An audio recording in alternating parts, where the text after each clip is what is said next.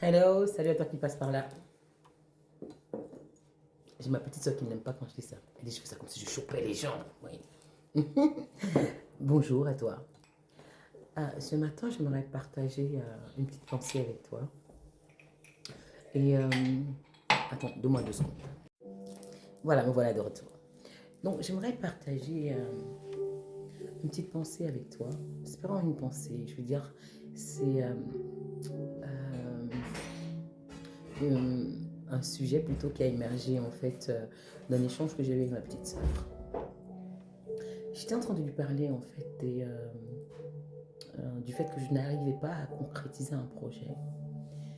Et elle m'a demandé la raison pour laquelle j'y arrivais pas. Donc je lui expliquais, parce que je lui ai expliqué que mes journées étaient hyper chargées et que je ne trouvais pas le temps matériel en fait pour.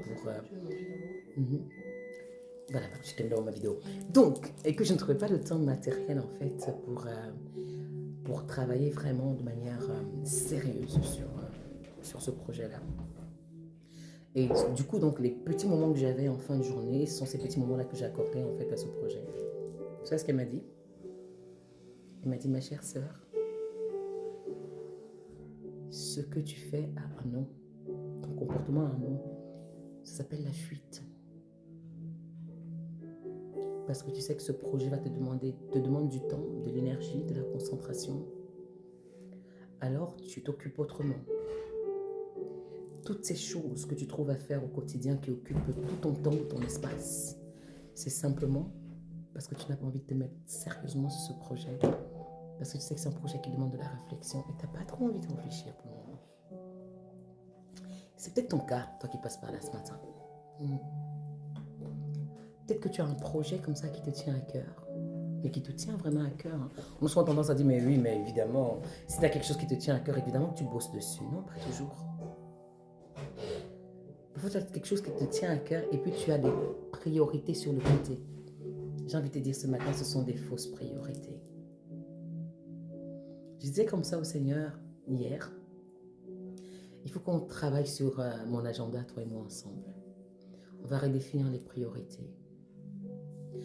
Si tu passes par là ce matin et que tu entends ce message et que tu as un projet, fixe-toi du temps pour travailler sur ton projet et assure-toi de respecter ce temps-là. Moi, je suis une zinzin, hein, parce que du coup, quand j'ai dit OK, ce projet, je prends à bras le corps, je bosse. J'ai bossé pendant des jours d'affilée, parfois dormi parfois à 2 heures du matin. On ne peut pas faire ça non plus, c'est pas bien. Il faut se fixer du temps, mais prendre du temps, un temps raisonnable pour travailler sur ces projets. Donc la fuite, en fait, c'est vraiment ça. C'est s'occuper de toutes les manières possibles et inimaginables juste pour éviter ce qui nous semble important. Et parfois, on évite parce que ça nous demande beaucoup plus d'énergie. On ne s'en rend pas compte, hein. On ne le sait peut-être même pas, mais c'est simplement parce que c'est le projet qui va nous demander beaucoup plus d'énergie, d'investissement et de concentration.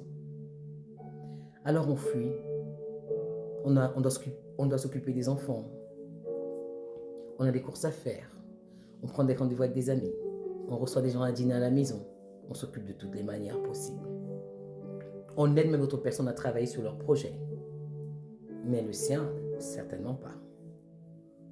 Donc voilà, j'aimerais t'encourager en tout cas ce matin à prendre du temps pour travailler sur ton projet. Je ne sais pas quel est ton projet ce matin, mais je t'encourage à travailler dessus. Que le Seigneur te bénisse et je te dis à bientôt quand j'aurai une autre pensée à partager avec toi.